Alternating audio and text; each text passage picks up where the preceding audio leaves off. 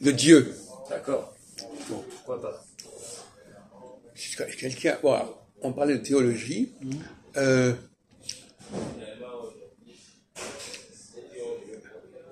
Alors, il y a combien d'idées de Dieu, à votre avis, Jean-Marc, dans l'esprit des gens? Il y a deux. Oui. Lesquelles? Dieu.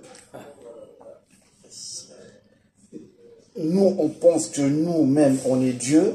Il y a un Dieu pour un Dieu. Voilà. Bon, on ne comprend même pas ce qu'il veut dire. Alors, il a beau parler français, c'est un français qui est incompréhensible. Bon, alors, passons. Donc, vous, l'autre jour, vous disiez que le Dieu qui vous intéresse, c'est le Dieu premier. Universel. Voilà. Alors, ce Dieu universel... Non, mais en fait... Non, mais écoutez, vous permettez? Hein? En fait, je pense... Non, mais... il y a deux dieux. Il y a Dieu que l'humain, il pense, que ça vient eux-mêmes. Il y a Dieu... Mais vous l'avez déjà dit. Mais, ah oui, bah voilà. Non, mais, écoutez, allez, lui, c'est un malade, carrément. Hein. Alors... C'est pas grave, puisqu'on l'attend même. Oui, mais non, mais justement, c'est pas vraiment un malade. C'est pire qu'un malade. Donc... Oui. Donc vous disiez, alors donc Ahmed, lui, alors qu'est-ce que vous pensez de la position d'Ahmed, tous les deux? C'est-à-dire que c'est un Dieu universel, un Dieu à l'origine du monde, de l'univers, etc. Est-ce que ce Dieu-là, il est plus intéressant qu'un Dieu qui serait plus proche de notre humanité, par exemple? Qui s'intéresserait... Ce Dieu de Juifs. Mais même Jésus disait ça. Jésus aussi. Jésus disait, je suis venu pour aider spécialement votre humanité. Votre humanité, c'est-à-dire l'humanité en général? L'humanité de cette terre, oui. Le Dieu universel, il a pas un rapport avec notre terre spécialement. Non. Il est à l'origine, il est dans une sorte d'intemporalité, il est, voilà, il a... Celui qui a fait l'univers, les étoiles, oui, voilà, tout oui. ça. La lune, tout ça, ouais. Attendez, on va pas non plus, n'employez pas trop de mots, les étoiles, quelle planète, bon, attendez, voilà. Attention. Quelle la Terre. Non, parce que, on mélange le ciel qui est autour de nous et l'univers. Bon, c'est pas pareil. Les planètes, la lune, c'est pas l'univers. Non.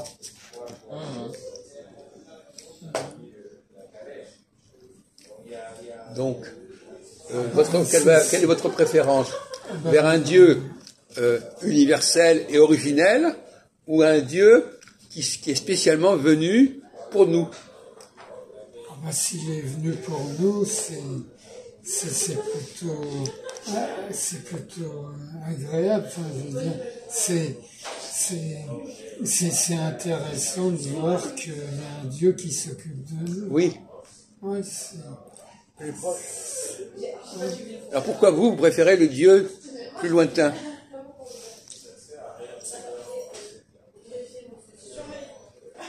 Moi je pense, nous, comme lui il vient de le dire, nous on a un Dieu, les Juifs ils sont pas Dieu.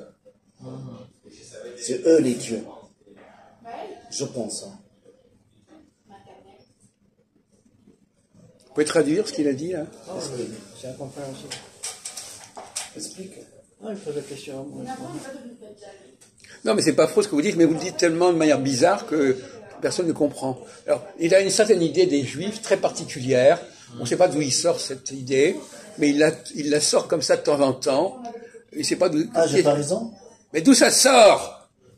Comme ça, je parlais. Non, mais c'est pas des choses où est-ce que vous avez appris ça? C'est pas un truc, vous n'êtes pas né avec ça. Non, c'est pas une... Bon, alors d'où ça sort? Ça sort peut-être d'une conversation que tu as eue probablement. Avec un collègue jadis, naguère jadis. Parce qu'il nous sort que ça, comme ça, c'était une évidence. C'est pas du tout une évidence, de toute façon. Il nous dit les Juifs sont ceci, les Juifs sont cela. Tout ça sort. Il s'en souvient pas. C'est peut-être l'idée de peupler l'une. Hein. Oui, d'accord, mais alors, on ne sait pas, il a ça dans la tête. Il nous dit les Juifs, c'est très important, voilà. Moi, je suis pas contre, mais on ne sait pas d'où il a inventé ça. Bon. Alors, vous, par exemple, vous préférez un Dieu universel ou un Dieu qui s'est manifesté pour notre humanité et qui est intervenu dans l'histoire de notre humanité,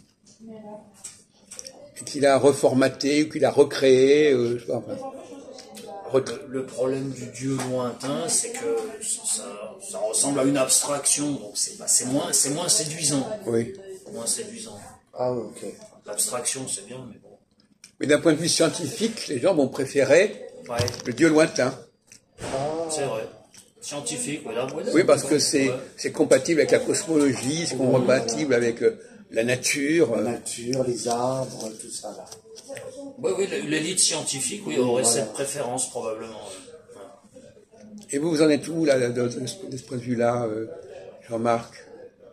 C'est pas indiscret. Moi, ça me semble plus séduisant, un Dieu qui est proche, auquel on peut s'identifier. Ah, Auquel on comment? peut Oui. s'identifier. Parler, par exemple. Oui, quand on fait une prière, par exemple. Oui. Voilà, c'est Ouais, ça. voilà. Quand on fait une prière, oui. Mais quelque part, alors, effectivement, là, on a ces deux positions. Quelque part, ce Dieu qui est proche, on se demande si c'est pas une invention. Ah, Parce que le Dieu qui est en rapport avec la nature, bon, la nature, on la voit, la nature. oui, on la voit. On la voit. Ce Dieu qui vient vers nous, Les vaches.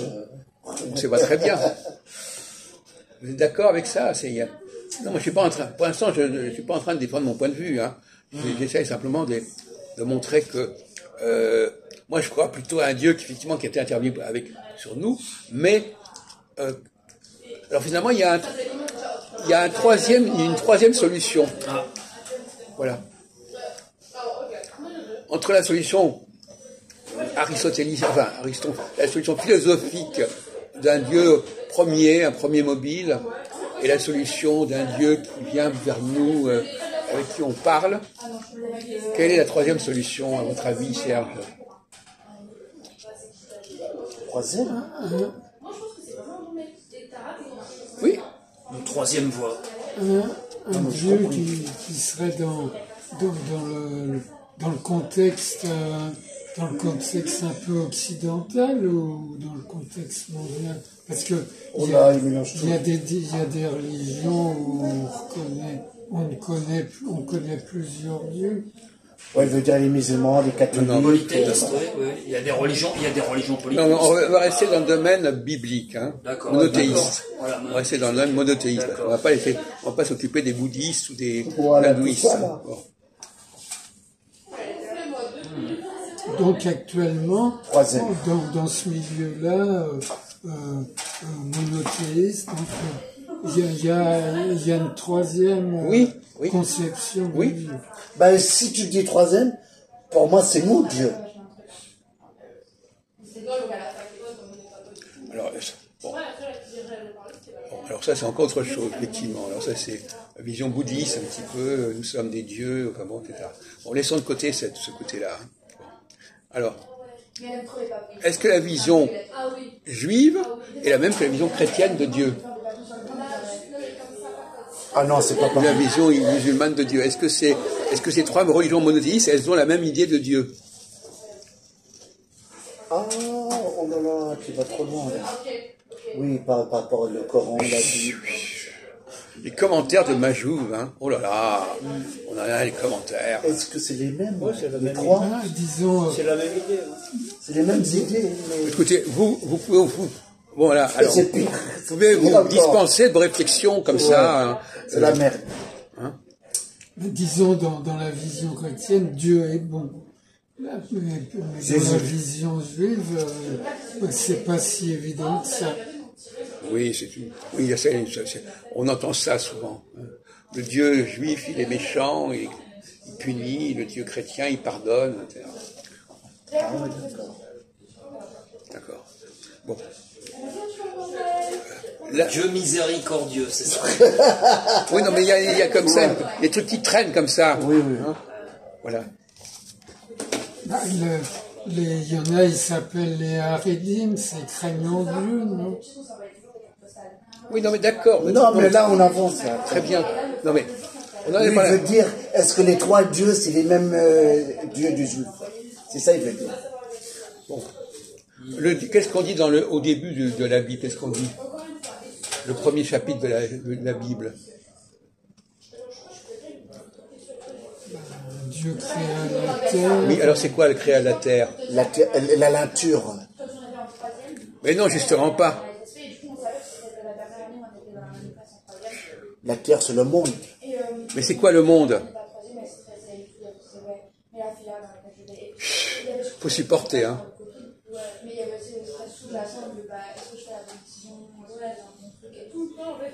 C'est quoi le monde?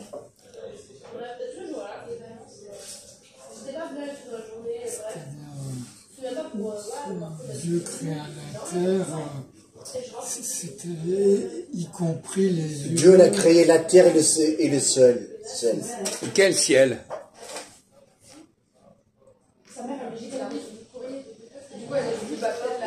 Là, tu me poses une colle. Hein.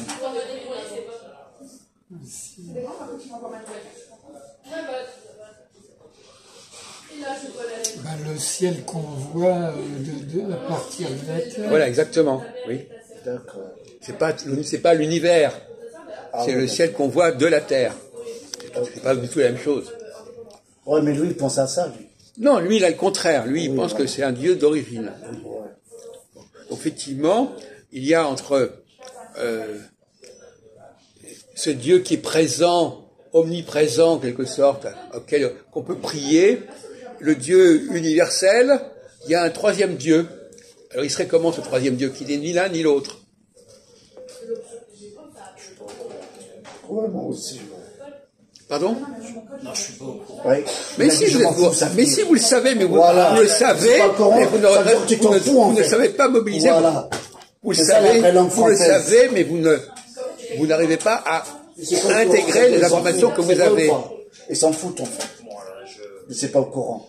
Ça veut dire ils s'en foutent. Je vais me concentrer.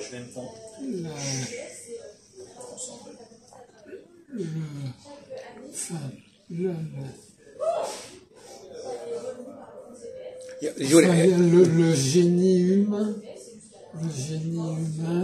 que toute l'humanité qui produit des pensées et qui fait des réalisations remarquables. Alors on va simplifier les choses autrement. Il y a un Dieu qui est permanent, omniprésent. C'est le Dieu chrétien, quelque part. Ouais. On s'adresse à lui en permanence, il s'occupe de nous, etc. Et puis un Dieu qui a créé quelque chose, et puis qui est parti.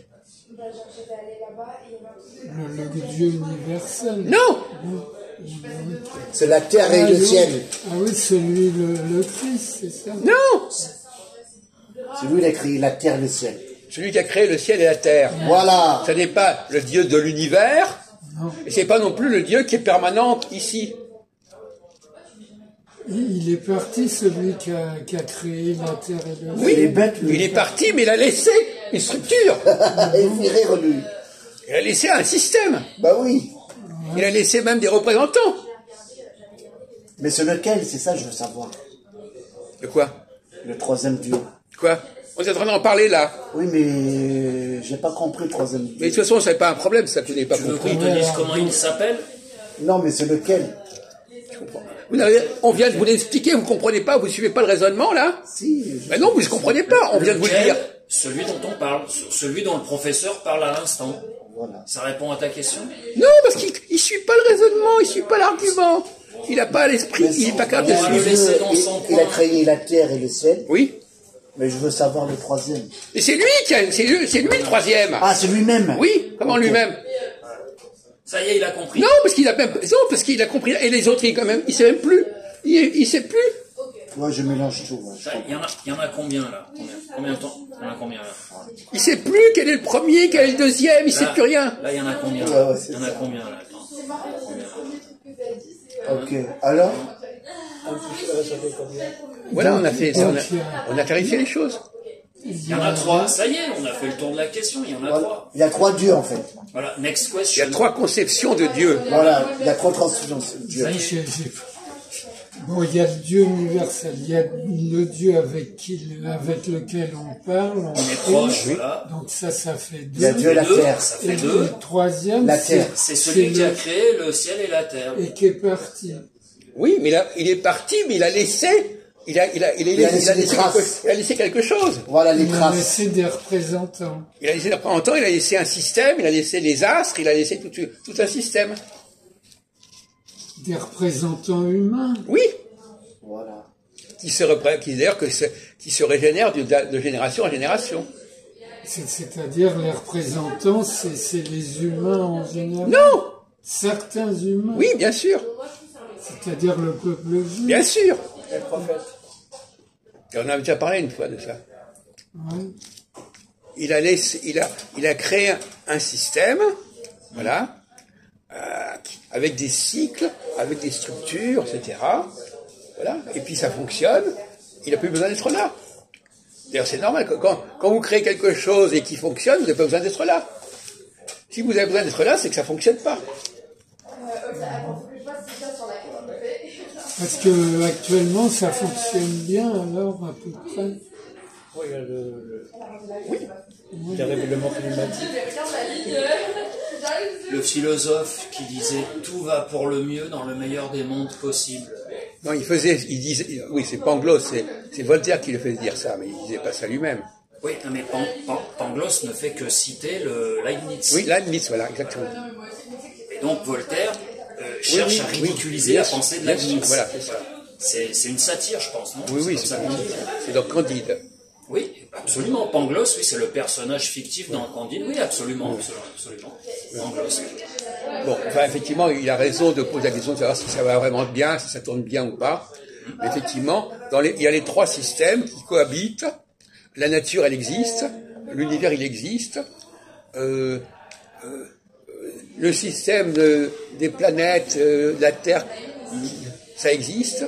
Et puis alors, le troisième facteur, alors là, est-ce qu'on sait si ça existe?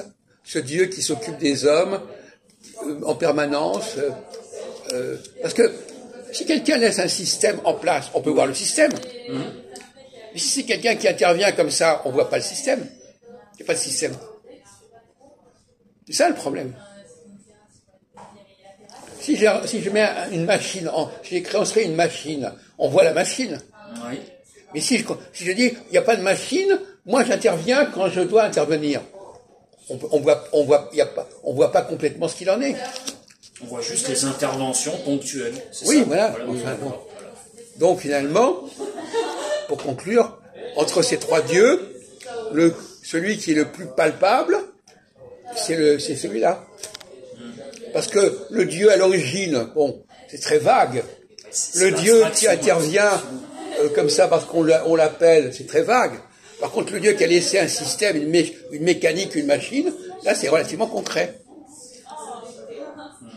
C'est pour ça que le Dieu de la Bible, des Juifs, avec les planètes, le peuple, etc., tout ça, c'est quelque chose qu'on peut observer assez facilement, historiquement et au niveau astronomique. Et quand vous avez dit Aristote, c'était le Dieu très lointain, Voilà, c'est ça. abstrait, Voilà. Le premier mobile, c'est le Dieu des philosophes. D'ailleurs aussi le Dieu de Spinoza. D'accord. Deus sive natura. C'est-à-dire que c'est la nature. Alors justement, je ne vais pas terminer là-dessus. Ce Dieu originel, c'est un Dieu féminin en fait. C'est-à-dire que c'est le Dieu du chaos. C'est le Dieu de la matière. Ah oui. De la matière.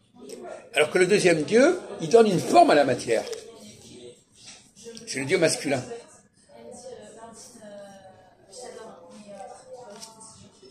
Ça ? Le deuxième, celui qui est parti, c'est ça? Oui, il donne une forme, il a laissé une forme. Une forme très forte. Une forme. Alors que le premier Dieu, il a mis en branle toute une sorte de choses comme ça, de Oui, c'est comme Big les femmes. Bang, voilà, ça va dans tous les sens. C'est comme les femmes, en fait. Voilà. Et donc, le deuxième Dieu, c'est celui qui est l'antithèse du premier.